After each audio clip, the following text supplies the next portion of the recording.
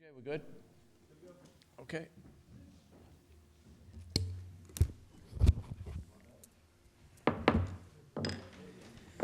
Joint meeting, North Smithfield Town Council and the Halliwell Review Committee, December 13th, 2021. Madam Clerk, actually, hold on. We're going to call our, we're going to open our meeting. So, Mr. Porter, if you want to. Sure. Halliwell Review Committee is called to order, so I'll do a roll call. Mr. Simpkins? Here. Mr. Savini? Here. Mr. Halliwell? Here. Mr. Mayo? Here. Mr. Gerton? Here. Mr. Nigerian? Here. Mr. Corvo? Here. And the chairman is here. Madam Clerk, will you lead us in the prayer and the pledge, please?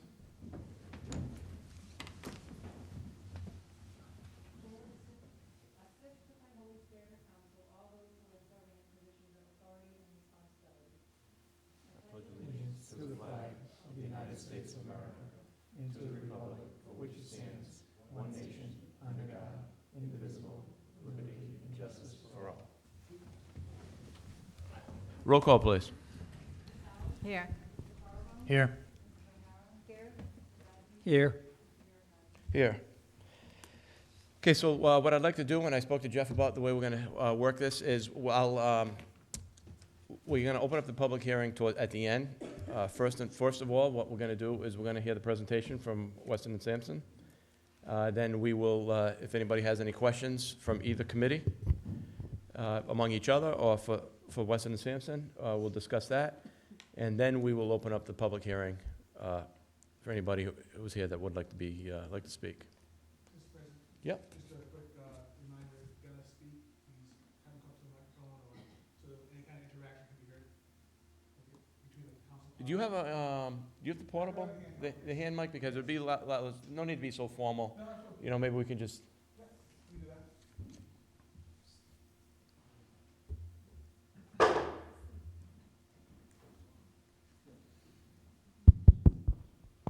Okay.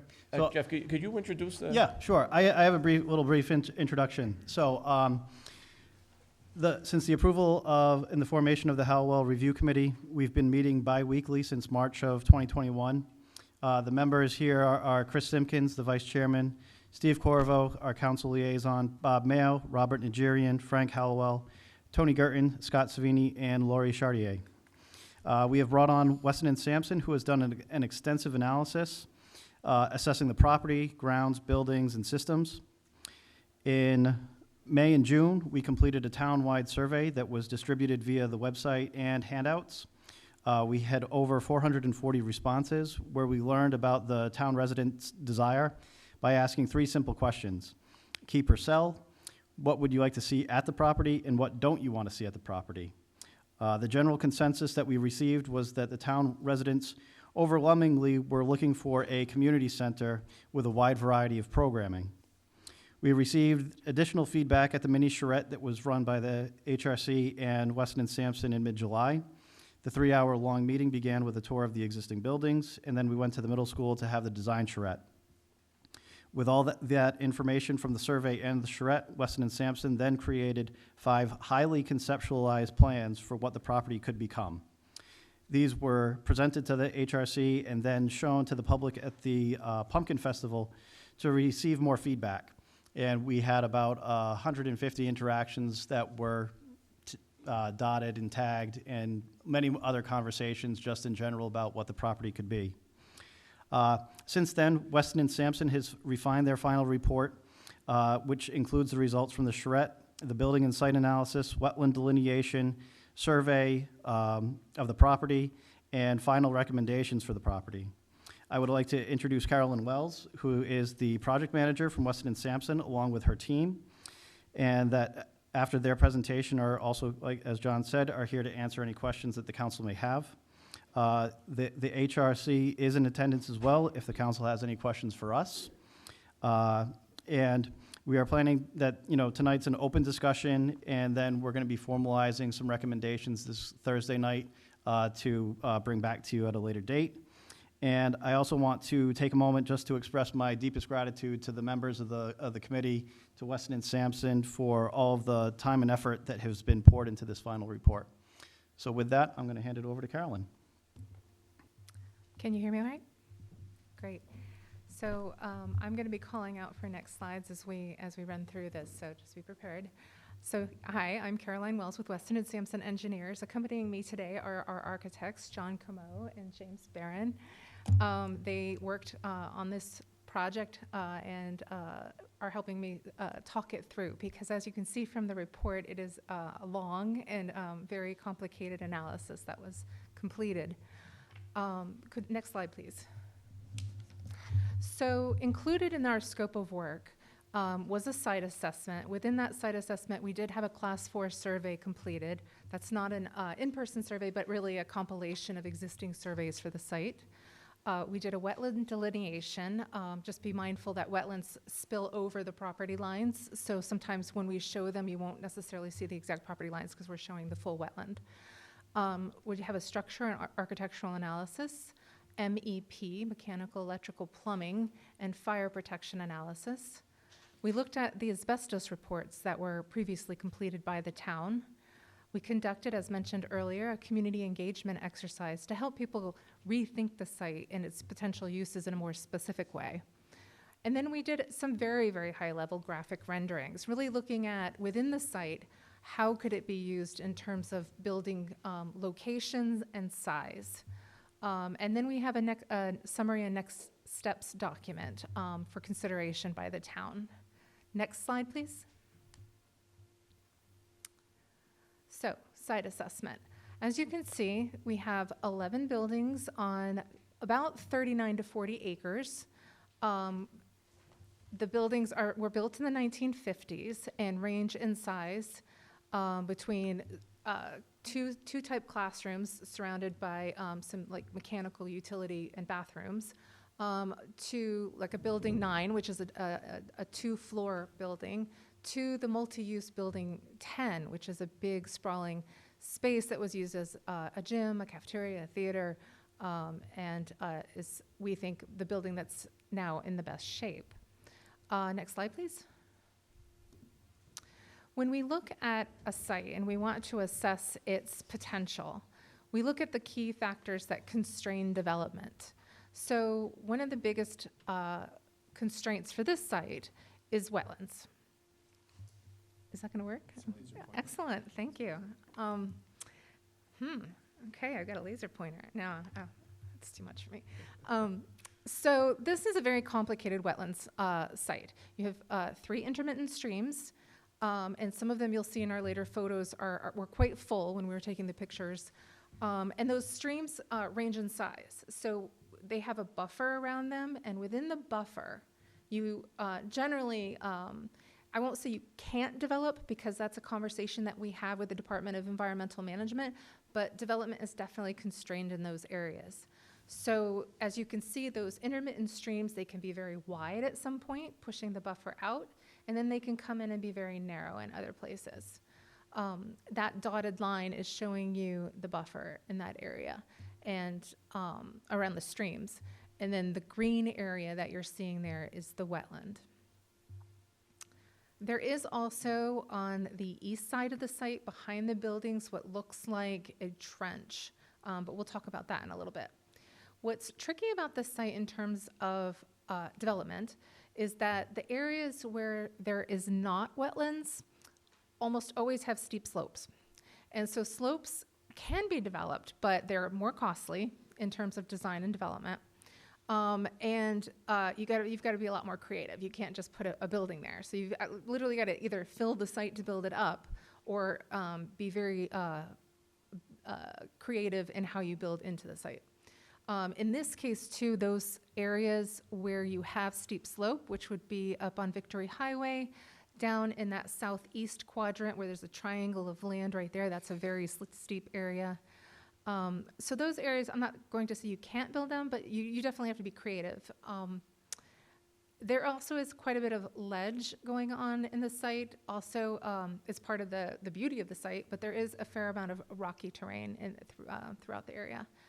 Another constraint is regulatory. So the site is, on its periphery is sort of a suburban residential. So you would be looking at single-family housing potential there if the slopes weren't so steep. But most of the site is this sort of rural estate zoning, which has a hodgepodge, really, of uses that are possible. But some of the uses that are specifically stated as not possible are like a community center.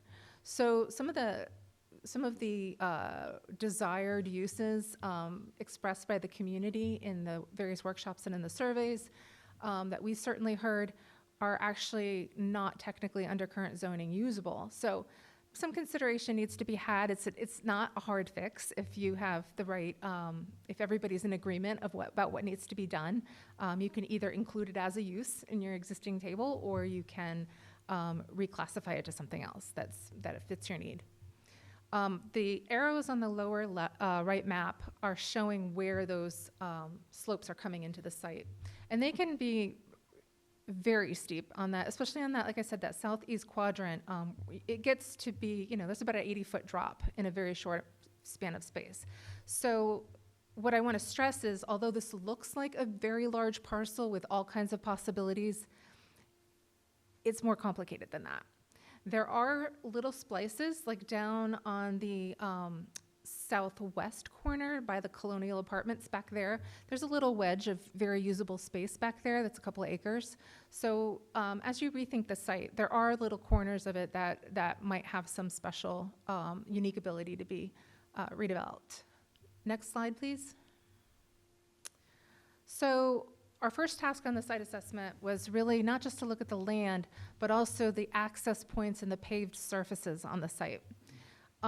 So it looks like it's a road going in. It really isn't. It's considered a driveway, but it's a really wide driveway. So we did not feel that a second egress was technically necessary. You have about 28 feet there, but the condition of that driveway is not great. It's very, very cracked in some places. The guardrails, we'll show you in just a moment, are not up to good condition, and you don't have any stormwater controls. So you have that steep slope there, and the water is just basically rushing down. Let's just go to the pictures, and I'll show you on the next slides. Thank you. So it's a little washed out here. It's actually a lovely July picture. You can imagine how that was. There are no sidewalks coming into that driveway. Students had their own ways of getting into the site, but as we think about maybe a more public use, thinking about your pedestrian plan that you have or potential bikeways that could be added to the site might be something to think about. The condition of the driveway is not great. You could do a geoprobe analysis to understand whether you just need to resurface that driveway or whether it would really need to be milled down and completely reworked. Next slide, please. Oh, wait, sorry, can you go back one? I guess I could do that too. On the lower right there, you can actually see the guardrail.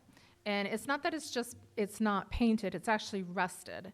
And in this case, the guardrail actually does serve an important purpose. There's a very steep slope there, and if somebody, for example, were on an icy road and hit it, you want to make sure that it's actually going to do its job and hold in place. Okay, next slide. Okay, I won't touch it. Too much for me. The basketball courts, which obviously you can see that they're not in great condition. There's a lot of cracking and crazing. In there, the basketball nets and the fencing are in a dilapidated state, and there's growth occurring. Obviously, that's not usable at its current state. It doesn't meet ADA accessibility, so the similar recommendation on the geoprobes if you want to keep that surfacing as it is. Next slide, please. Same with the parking lot. The parking lot has no clear access for wheelchairs or anybody who may be in need of like a ramp or more accessible path. The condition of the lots are still in not great condition here. Next slide, please. I'm going to move on to the wetlands again, as I described before. So of the 39 to 40 acres of the site, about 21% is actual wetland, and another 30% wraps around that wetland as buffer. So that means that about 52% of the site is either wetland or wetland buffer and would require consultation with the DEM to use. And there are other means of doing that. But the freshwater wetlands regulations by the DEM are actually in the process of changing to a new set that will be effective in the new year. So we advise that maybe get somebody from the DEM on board and get that conversation started about what could be done in the buffer under the new regulations.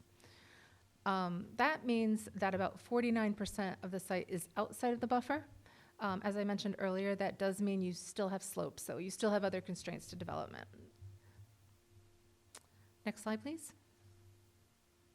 And I should add, these pictures were taken in July, so that was when we had a lot of thunderstorms, a lot of rain. So it's showing a lot of water that maybe you wouldn't see normally, but in a way that's good. So that on the lower right was the man-made trench, which, although it is not technically a freshwater wetland, it does contribute to the wetlands and therefore would be something that the DEM would want to know about and monitor. You also have other drainage. There's a culvert up there that really requires its own analysis to see if it's serving a purpose right now or if any changes need to happen. There are some potentially low-cost solutions to stormwater drainage, particularly on the driveway and the parking lot. You might be able to handle that through a good landscape design. But right now, you have no stormwater management on site besides what we're seeing here. So next slide, please. On the structural and architectural, I'm going to hand it over to John. He's got his own. And he's going to talk you through the structural and architectural pieces. Thank you. My name is John Como. I'm an architect for Weston and Sampson. We performed a kind of visual architectural assessment of the condition and other aspects of the buildings on the site. As Caroline mentioned, the buildings were constructed in 1956, mid-50s. It was kind of the heyday of putting asbestos in everything you could think of, and this, unfortunately, the school does have asbestos or suspected asbestos-containing materials in a good deal of the building fabric, including flooring, transite panels on the exterior elevations, probably in the Celotex ceiling tiles, probably in a lot of other places, roofing, mastics and cements and so forth. That's a big consideration. I think we're going to talk about that a little bit more later on. In general, the buildings are wood frame construction with cedar siding and asphalt shingle roofs. The kind of the larger building number 10 has large glue lamb beams to create the larger spans of that open multifunction space. The buildings have been, they're very much of their era and have not really seen substantial improvement over the years in terms of either installation or kind of minimally upkept, especially maybe in the last 3-4 years, of course. The siding is cedar. There's a lot of rotted wood fascias, soffits. The roof, asphalt shingle roofs are at the end of their useful life. They've been kind of patched in areas where I think they identified water ingress at some point. Flashings appear to be failing around any roof penetrations. The roof edge conditions are in bad shape. So as a result, a lot of the buildings have experienced water damage to the interior.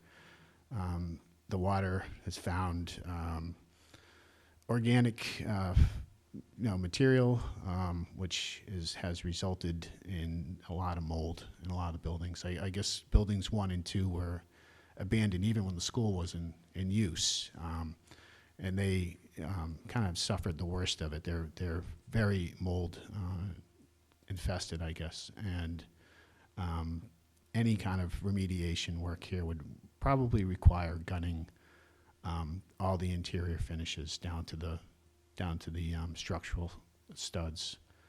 That includes walls, ceilings, and flooring. There have been minimal upgrades for ADA over the years. I think trying to rectify some of the original design, where as you kind of walk through this partii with a spine and node, the path, the central path, the outdoor path was originally stepped to get to from one side to the other. There have been modified ramps at the door entries and along that path to help increase accessibility, but they wouldn't meet the ADA requirements of today. The roof that protects that path, which now is it has a canopy along it to protect the path, but that canopy is extremely low in certain areas, especially where the path steps up. So there are points along that path where the headroom to the underside of a beam holding up that canopy is only 6'5". You'd want that to be a lot higher, and it's something that's kind of difficult to remedy. The photos show some of the deterioration that we noticed out there. Rotted wood fascias in the center, lower photo. Flooring that's asbestos, probably VAT, vinyl asbestos tile. The undersides of these roof overhangs potentially have asbestos in them. Windows are all single pane, wood framed windows. They appear to be original from when the building was built. There isn't any insulating glass in any of the windows. Windows along door entries into classrooms, the side lights are single pane and not tempered, which is quite dangerous. Next slide, please.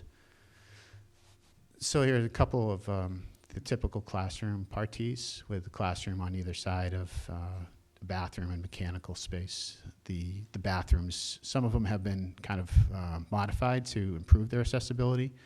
A lot of them still have 24-inch wide doors, so they're totally inaccessible. Even the ones that were improved, they did the best they can. You made the best improvement that you could, but it's almost in a way technically infeasible to improve the space. There just isn't enough space to really provide a true ADA bathroom or a pair of true ADA bathrooms in these buildings.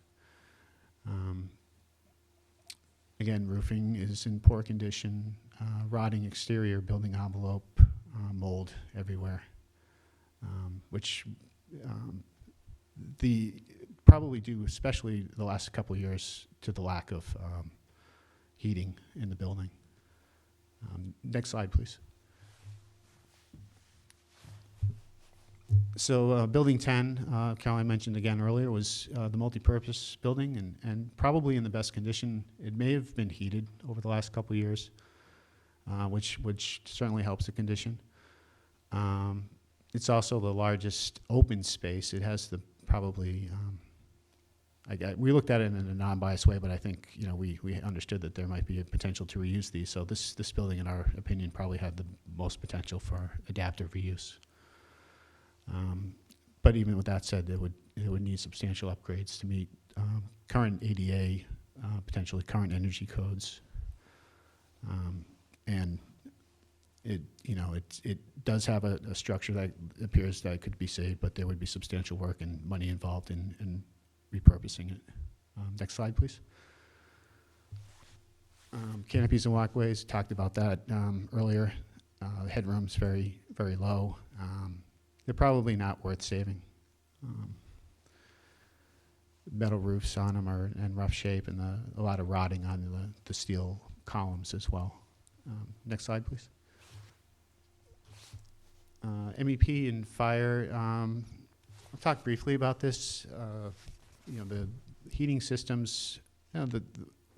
One of the issues with this type of party is that you have 11 individual buildings with 11 individual heating plants, so it's not very efficient.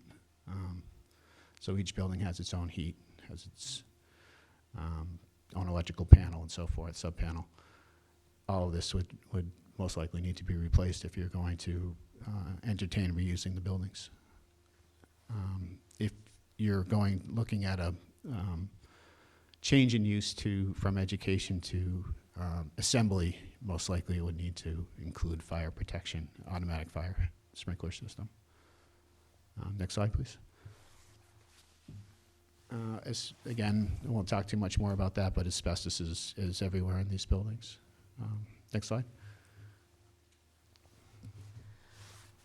Okay, so that was the structural assessment.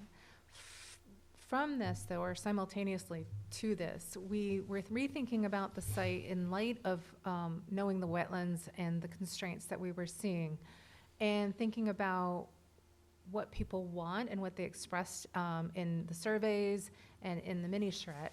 It's not exactly very clear here, but what we were hearing was that people really saw the site as a place for peace, for recreation, for relaxation, place to take their dog, a place to throw a frisbee, place to enjoy nature. A number of people mentioned a lack of community space dedicated for seniors' use.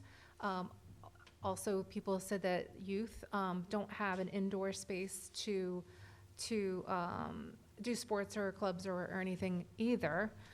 So the idea of a multi-purpose community type center really emerged as something that people agreed on, with a lot of recreational possibilities, flexible space, something that built off of the community garden that people were enjoying, still maintaining some of its educational capacity, perhaps to teach classes or something to do with the community garden. Some people did also mention other issues like affordable housing and things, but we didn't hear those as much as we overwhelmingly heard the community-based and recreational-based uses. So we built our graphic renderings based on those. As Jeff said, they're very high level, just suggestive. But let's just go through them very quickly. Next slide, please. So the first concept, we thought this was, at the time, one of the more likely scenarios where some of the buildings would be demolished and some of the buildings would remain. In this way, you can expand that parking lot so it reaches around to the other buildings. And so that area where the former basketball court is really it can either be a new building or it can be what we put in as a yoga space and a fitness court, which some people at the mini charrette seem to like. We inserted a senior center, essentially repurposing Building 10 and building out from it, and flexible rental space in some of the other potential buildings. The rendering at the bottom actually shows what could be, like you can keep a building and yet redesign it for a new purpose. So that's really what that illustrates. And a number of people mentioned that they might want like a seasonal ice skating rink. So we're showing that there. Next slide, please. In concept 2, all of the buildings in this concept would entertain keeping them, although it does show that there's more intensity that you can actually build over them. I don't know how realistic that is. You're going to have to do a pre-designed analysis. But it's more the idea of what can you do with the site if all of those buildings remain. And as you can see, you're really constrained. It doesn't give you a lot of wiggle room to put anything new there. Your parking has to sort of stay where it is. You do have some room for additional recreation at the bottom of the slope, at the bottom of the hill where the playground is. But your buildings basically stay where they are. And then you have to reprogram them as they are. Next slide, please.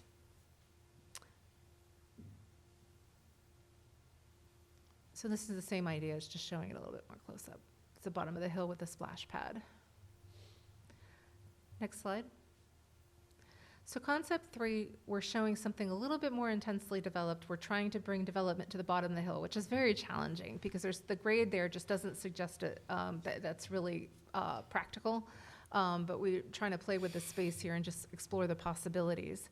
Ideally, every building has to have ADA access, which means it needs a graded hard surface to the building.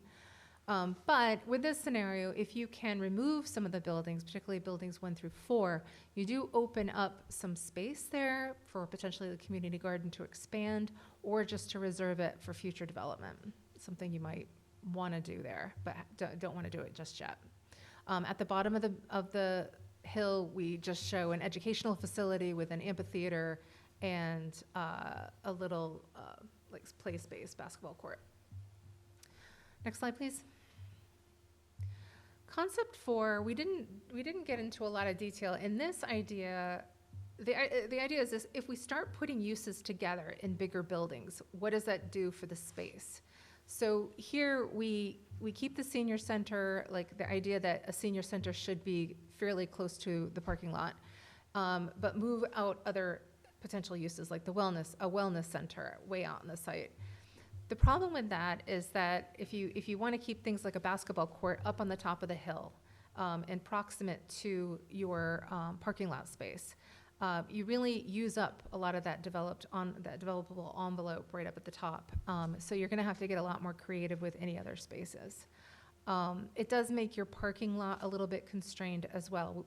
Many people mentioned a farmer's market for this site, but what we had concluded is that by the time you had spaces for a farmer's market, access for a farmer, access for people who to go to the farmer's market, you basically don't have enough space for that kind of surface parking for all of that, and that there was probably a better location throughout town.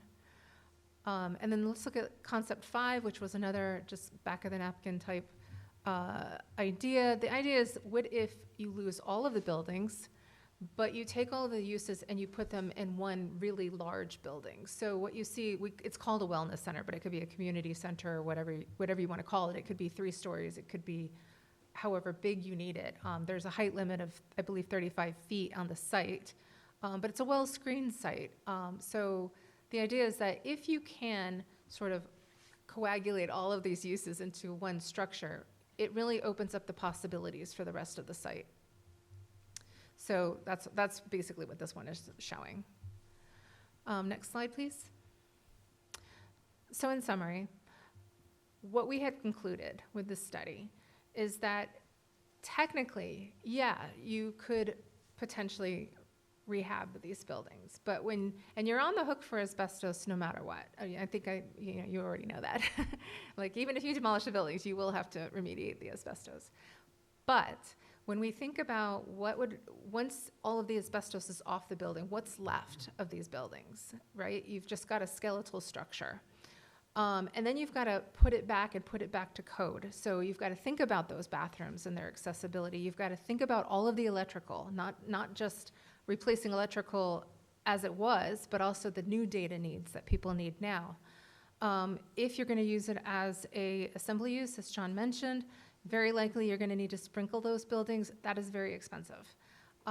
So from our perspective, the outlay of cost really makes it impractical to reuse the buildings. Because in the end, too, you'll have exerted all of that expense, and you'll still have 11 separate buildings with very separate spaces that each have their own, they're not necessarily energy efficient in that respect, but you'll have to rethink the spaces limited to what you have. So from ours, because we were asked, just tell us what you think. That's what we think. That if you explore, say, a next phase, which I have given you a memo of potential next steps, a pre-design activity would probably be really beneficial, and in the long run, potentially save money, because it will allow you the opportunity to really drill down on what the community wants and needs, what spaces make sense. It'll give you a good reference point for some precedents that you might explore, and it'll give you a good foundation for potentially pursuing grant opportunities. So that's my recommendation. We do have in the assessment, we didn't do a cost analysis. That wasn't really in our scope, but to the best of our ability, we tried to provide actual costs to different items such as sprinklers and electrical, to the degree that we knew what we could put out there realistically. Because we don't know what it's going to be reused at, so we can't really scope it that well yet. So that's pretty much the end of our presentation. There's only one word I haven't heard in your presentation. You've mentioned mold, termites. I first saw them in a classroom closest to and that's where they started in 1980. By 2000, they were swarming. Yeah. Had eaten through everything, and that building, the double building with the bottom, swarmed there. took a vacation with the other building where they swarmed, and I mean ceilings, even in that office. It didn't go down to building 11. They didn't go down to the end. They seemed to stay there. But they were there frequently. And if you moved anything, I think you'd find a deep little habitat. And how does all the poison that they put into that soil affect growing things, et cetera? That's one thing that I haven't heard in the report, never brought out, but we know it's there. Well, so a termite assessment was not in our, we recommend you get a termite assessment. That wasn't in our scope of work. We did note termite damage throughout the different buildings. And also, any subsurface analysis was beyond our scope as well, so we don't know what's under there. It concerns me, because if they're putting these, like these pods in the ground they made it a habitat, and it was only addressed in really 2000, right? When they started growing food, but they said they covered it, I was very concerned, because that was treated regularly until just about the school was closed. I honestly can't speak to that particular issue, but most community gardens do, I can't speak to it, but most community gardeners know to at least do a soil test before. I don't know that would have given them just nutrition or nutrients within the soil, or if that would give any indication of potential contaminants, but. I don't think this garden that we used this time, you would know this better. They brought in their own soil, right? They covered the ground with plastic and then built up from there, so that way there was no contamination from the That's great. soil, because that was one of our questions is, has anyone done a soil test? But that's what they did for the garden, so. Okay. So we're open to any questions you might have. I know there's a lot of wetlands up there, but can a walking trail, I don't know if anybody would know the answer to this, but can a walking trail be cut through wetlands, or are they off limits? Sometimes they can. It's something that you would have to talk to the DEM about. The only thing I'd say, because our initial concept showed a lot of trails, and things like boardwalks, they're very expensive. So that's a planning process that you might want to undertake, is to have the conversation with the DEM. They usually do support recreation. They just want to make sure that the wetlands aren't being harmed. So it's worth a conversation. Anyone else have any questions? When we put out the RFP, we were looking for short-term and long-term potential uses for this site, and what the conditions of the buildings, which you guys did, the site assessment and condition of the building and whatnot, so we'd have an idea of should we keep some of those buildings or not keep any of the buildings and all of that, and you've answered those. But long-term, where would you put a school if we wanted to put a school back on that site? That's a serious concern, because there are projects in town that are on the drawing board, so to speak. One's a 268 unit development that's going to be built, and another one is 200 something houses. I think that one is not going to be on as done expeditiously as the 268 housing units that is going to get done within the next 10 years. And so that's a real concern of mine, is where would we put a school back on this site? Because we don't have a lot of land in this town. The town does not own land by themselves. We would have to go out and purchase another piece of property, but this piece of property has a lot of value because it's sewered and it has municipal water supplied to it. That's correct, and that actually came up during our mini charrette. Is it one option to just reserve the space for future use? So that's definitely a possibility.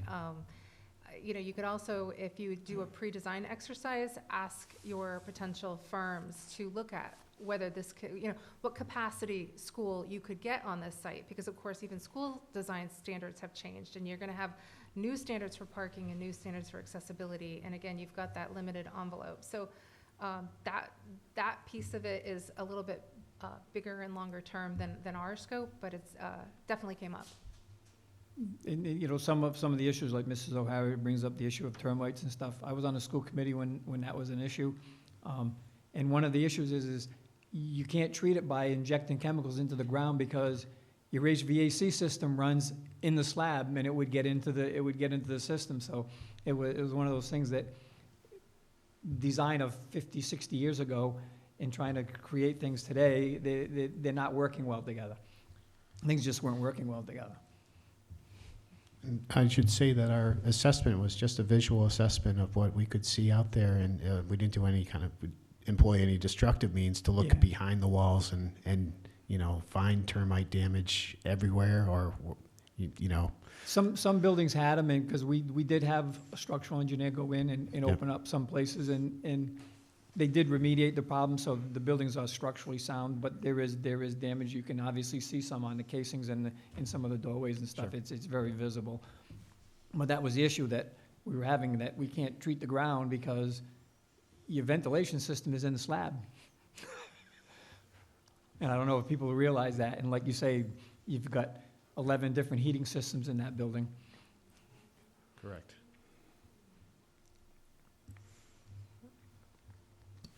Jeff, what direction does your committee seem to want to go in on this? So, we have been at this for, as I said, quite a while.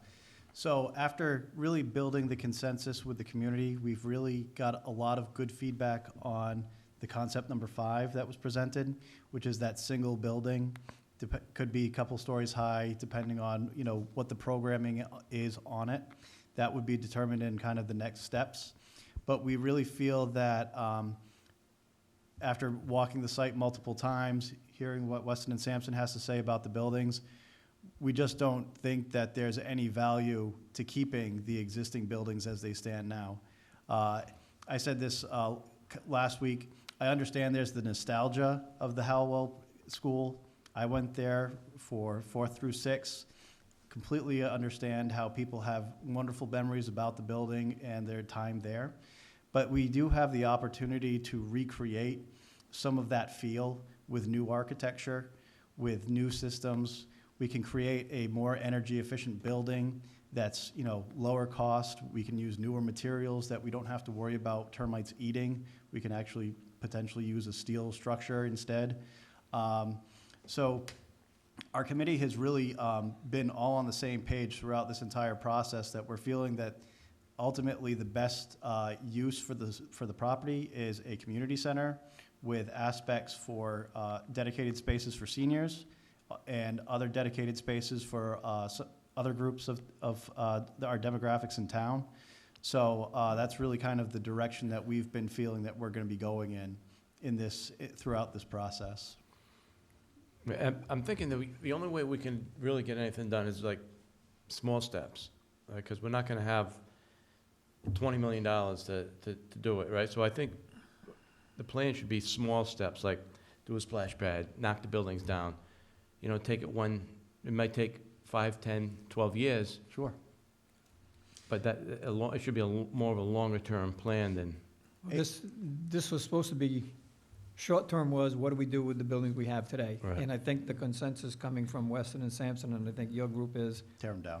take them down. Because the cost to use those would far outstrip any cost to build something new. Exactly. You can save any building you want, at what cost? Exactly. And so you want to start with 11 slabs and build off of those slabs, because that's really all you have that's going to be there. And so that was a short-term solution, was, okay, what are we going to do with what's there? Can we use what's there? I think the consensus is we can't do anything. So now you got to get into that longer term, looking 5, 10 years out, what are we going to do on that site? How are we going to accomplish that and work through that process? There isn't a quick answer to that. And I think that's another part of kind of the next steps that we're going to need, approval from council to move forward on, is really come up with a master plan that then we can pick out and phase out as we move forward. Because otherwise, if we do little phases here and there, we're not going to have a cohesive look. We need a full master plan of the property, and then we can have that estimated out. We get actual numbers, costs associated with it, and we say, okay, we can certainly pick off phase 1 as recreation trails. Phase 2 is the new part of a new building, and phase 3 is we built the first building to be able to accept an addition to it. So that's phase 3. depending on how what the programming is in the building, it could be diced and sliced any way you really want it, and we can focus a priority on one over the other. That certainly could be a conversation as we progress and move forward. Anybody from the committee have anything to say? All right, you know what I'll do then? I'll open up the public hearing so that way there we can, if anybody else wants to just join in on this conversation. I'll entertain a And motion. Can I ask my group, are you guys feeling okay? Because usually we all have a lot to say. Just checking. Well, I'll offer one thought.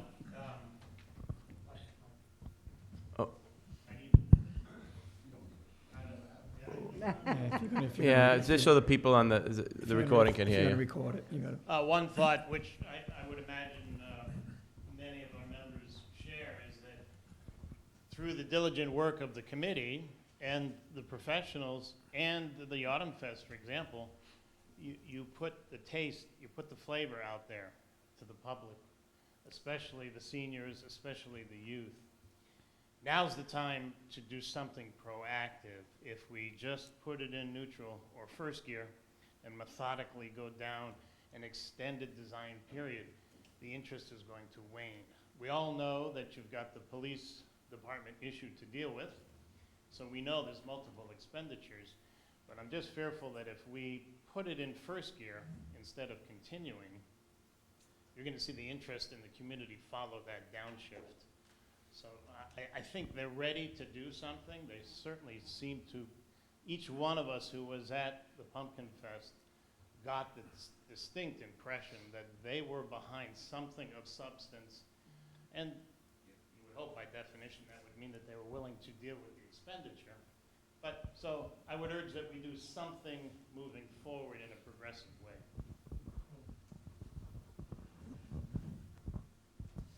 If I could append to that, I firmly believe we are dodging a bullet there right now. I think we have a safety issue. And I think we have been fortunate that it's not, I drove by there just the other day, and it looks like there hasn't been a whole lot of vandalism lately, but we know there has been.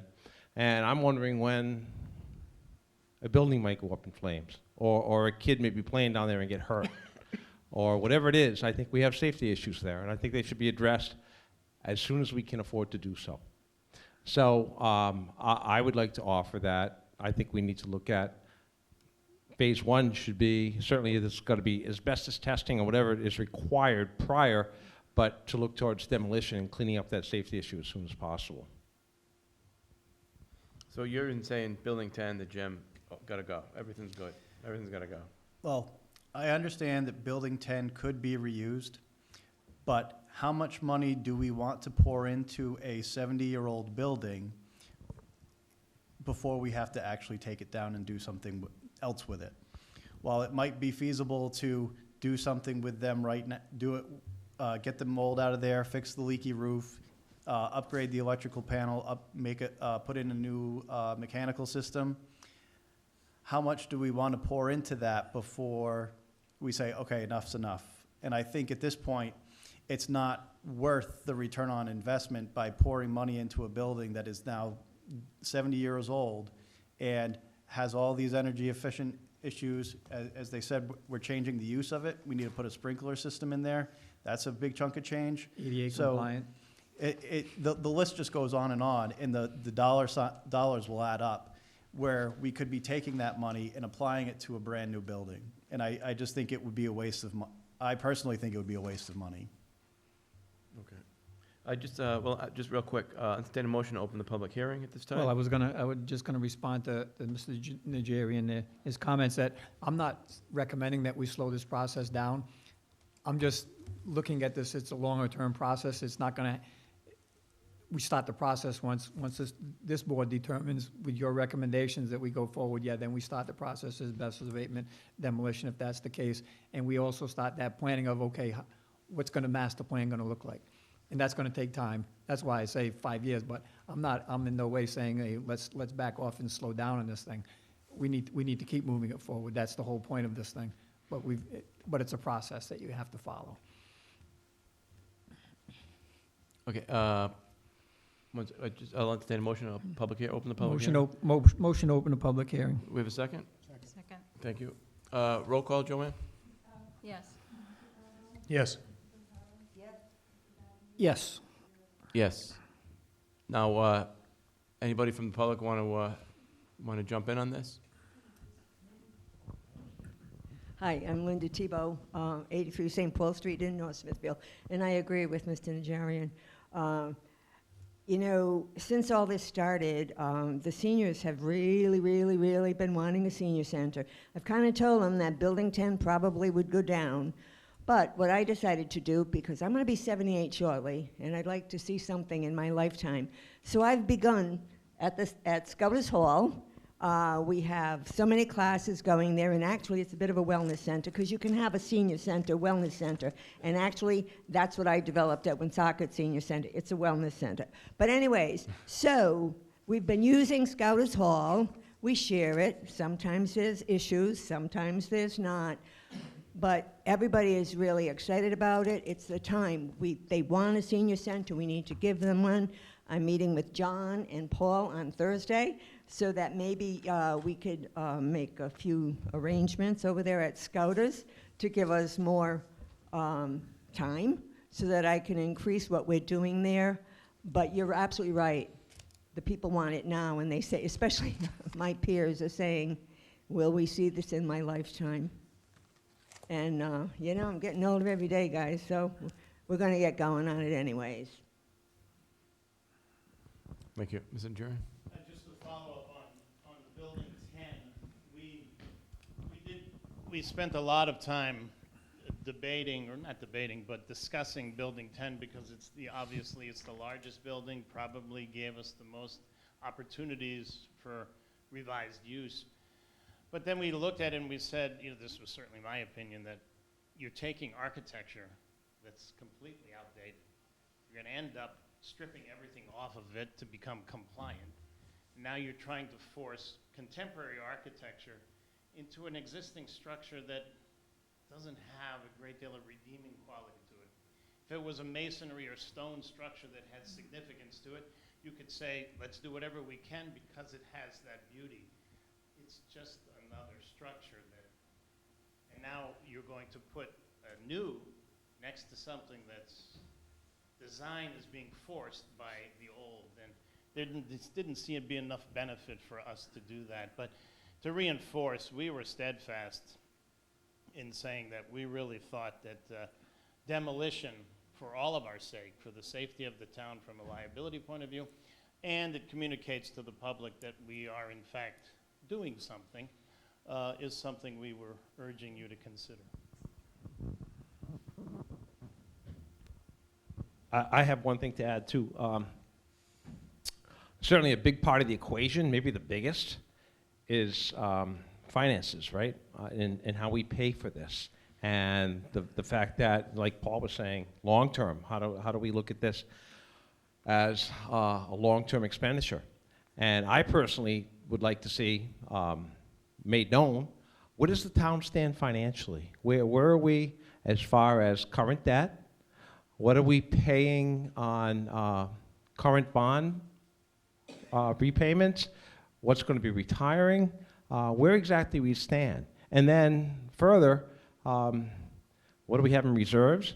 And what do bond consultants say about our ability to borrow? And how much can we look at? So instead of making some of the mistakes the town has made in the past and not looking at the finances and the ability to do what we'd like to do, let's find out exactly how much money we have, what we can do with that money, and where we can go, and look at it long-term in that manner.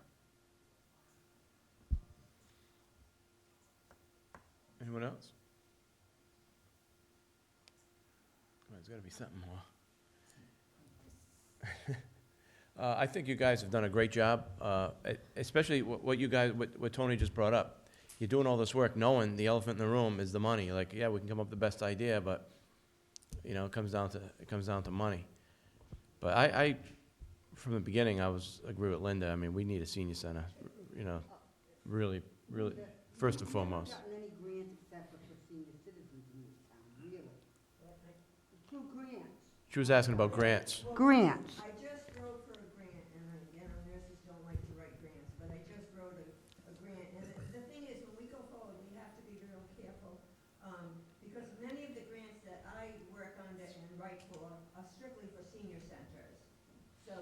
gonna need something someday that says senior center, so that we can apply for these grants, because that's what I'm paying for, that's how we're paying for what's going on right now. Yeah, We didn't get the money because we don't have a senior center. They gave it to Aging Well, and we already have a presence in North Smithfield. It's in our catchment area, so we dumped the money and we bought these chairs.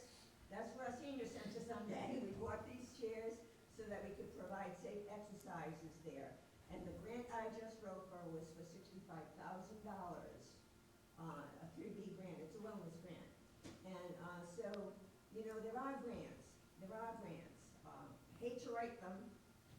Never learned how to do that in nursing school, in college, but we do it anyways. We do what we need to do. But yes, there are grants. And there are ways that we can make this happen.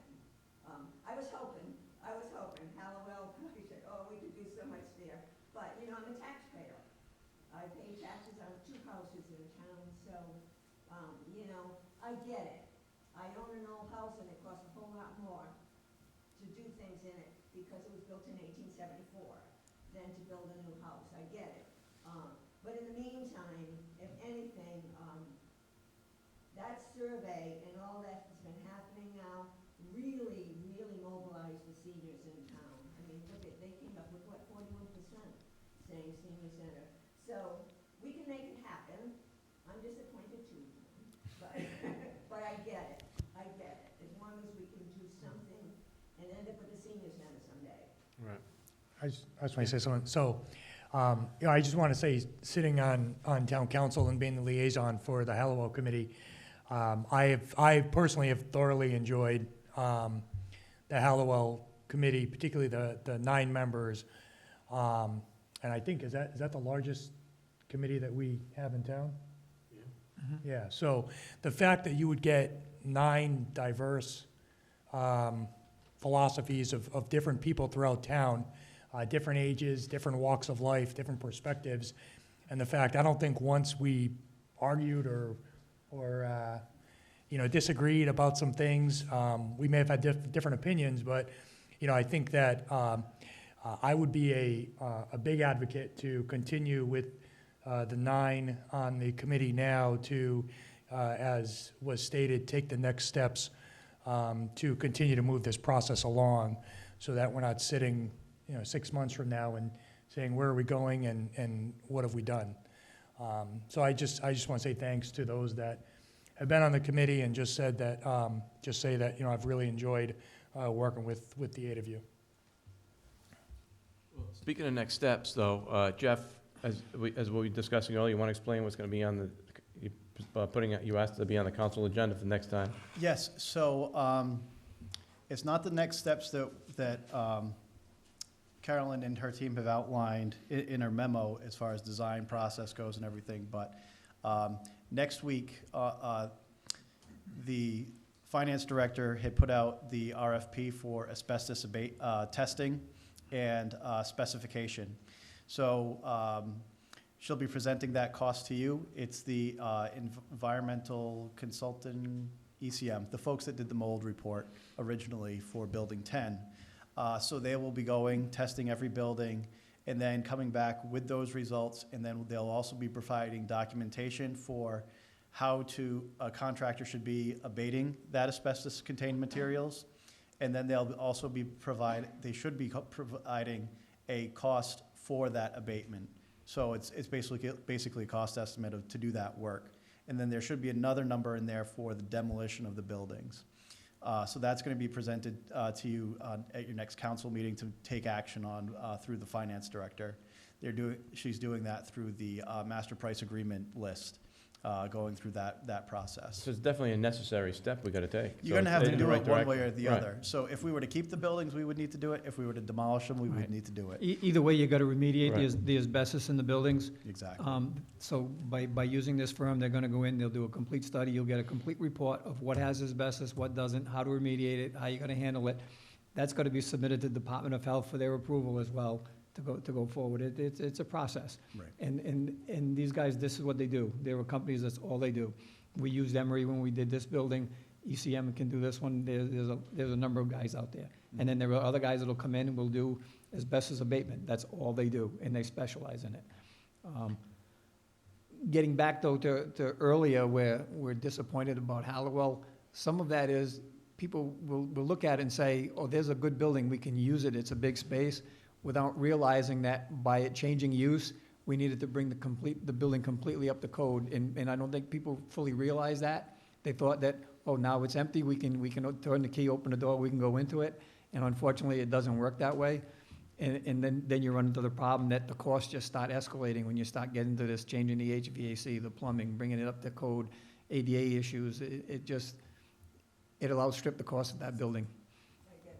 Can I just say one? Of course.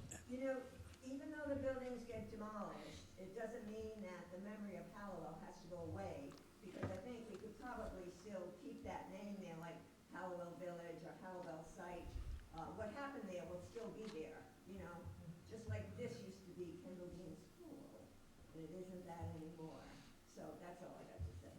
Yeah, I think there has certainly been no comment that say we need to call it something else. I think it's been the overwhelming majority of town residents that want to see the name kept to the property, whether it's the Halliwell Community Center, Halliwell Senior Center, you know, whatever it becomes, the Halliwell name is certainly going to still be tied to that property.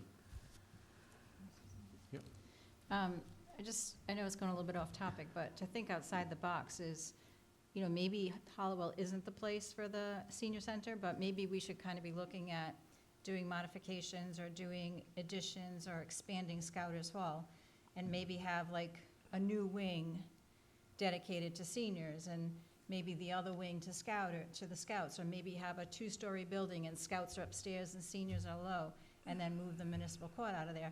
I mean, I don't think saying that the senior center has to be 10 years down the road, but I think if we kind of think about it a little bit, just because Halliwell wasn't slated for like, okay, yeah, we're gonna do this next year, there's other options in town that I think we should be looking at, and I don't think it would be probably a quarter of the expense to just try and do something at Scouters and bring that up to code, and, you know, make that look beautiful and still have 2 uses, you know, and give the seniors a good space that they know that that's their space and that's where they go and that's where they get all their information. And, you know, I think we just kind of need to look outside the box and not say that the senior center is totally off key for, you know, 5-10 years from now. I think we need to look at other options. But I know we're talking about Halliwell, but I still think we should kind of be looking at other buildings in town and not just say that it's done for 10 years, you know. I think that's something we need to look at, you know. It is, I mean, see, you're looking for a home, right? Like right now, we have a center, we just need a place. Right. It's a virtual center now. And I'd like to leave you with this thought. I think seniors, let's get them going first, because how much time do we have? But secondly, I still feel that Dr. Harry Halliwell's name should be associated with the school. And I will go forward, and I may not get through with this, but I'd like to see North Smithfield Elementary School be renamed. And in that school should be 2 rooms that have Julie Elias helped plan that. She spent just about her entire life teaching here, and she was dedicated. And Jean Peliquin as well. It may be a library, another area, but Dr. Harry was my pediatrician. And with 6 kids, every week on his way home, he stopped. And he died taking care of kids, leaving 4 behind. So I'll knock on doors and I'll fight people here, but I still want his name on a school. And I'll pay for the sign, and you can quote me on that.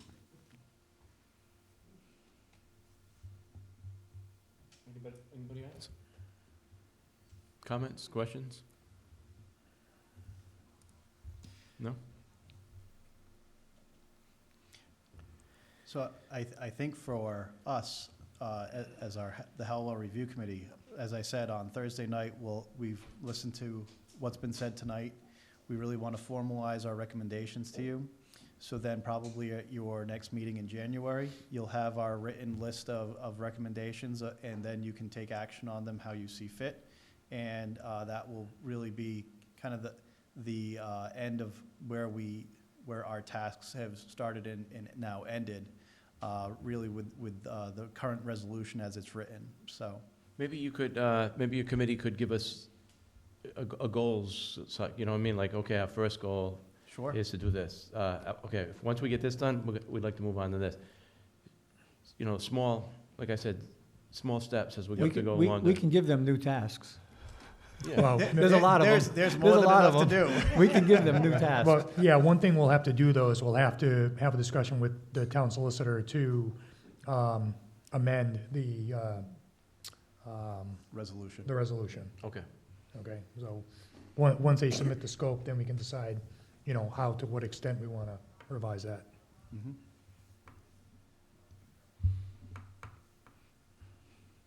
Anything else? Okay, just gonna take care of a quick little business. Did you want to say, you had the mic for a second, you don't want to? No, I was going to, and then Steve stole my comment. So, and Jeff. I did it read your nicely, mind, I could which see it, and I said, I gotta say we something. get the before mind Chris meld going does. on. But it was really that, this part of the project has been about looking back and sort of evaluating where things stand. And now I hope that the council would move things forward. So I know that we've all been very invested and energetic, and it's painful to get to this stopping point now because we want to keep going. Right. So we're going to finalize our recommendation this Thursday and deliver to you, but I anticipate part of that being a continuation of the project, so I hope that Yeah. everybody would support that. Absolutely. No one of the committee has said, okay, enough of this, I'm done. I'm done. But we're all very excited to continue our work moving forward. I think we all have a good rapport with each other. We've been able to really demonstrate that we're really here to listen a lot of the time for the community. So we're always still, saying, you have our email addresses, you know where we are on Facebook, we meet here every other Thursday night. So our door is always open for folks to come and just voice their opinions. So I think we've really done a good job at listening and building that consensus. And I agree. Well, it's definitely an opportunity here, a rare opportunity to do something great, It's a great group. Mhm. you know? Yeah. So I will entertain a motion over here to close the public forum, Motion to close public hearing? public hearing. Second? Roll call, please, Joanne. Yes. Yes, Yes? Yes. Yes. Then I will look for a motion for the Halliwell Review Committee to adjourn. So move from Mr. Mayo. Do I have a second? Second from Mr. Halliwell. All in favor? Aye. Okay, I will entertain a motion to adjourn. Before you adjourn. Yeah. We need to take an action. We're not taking an action. We need to take an action. Need to accept this report. Okay. You don't want to accept this report, then they have nothing to do. Okay, you're right. Make a motion that we accept the report that was submitted by Weston and Sampson dated September of 2021 for the town of North Smithfield, the land use study at Halliwell site. Thank you. Second? We have a second. Any discussion? Roll call, please. Yes. yes. Yes. Yes. Before you adjourn, could I also ask that you accept the memo that was written on December 1st for recommendations for next steps? This other one? Yeah. The one that, It's really the first 6 pages that I want to make sure that yeah, because gets the into whole, the record. whole thing is Lincoln. As a precedent. Okay. Would anyone like to make the motion? Mr. President, I make a motion that we accept the memorandum issued by Weston and Sampson dated December 1st, 2021 for recommendations for the next steps. Second? Any further discussion? Roll call, please. Yes. Yes. Yes. Yes. We good? motion to adjourn. Is there a second? Second. All in favor? Aye. Adjourned.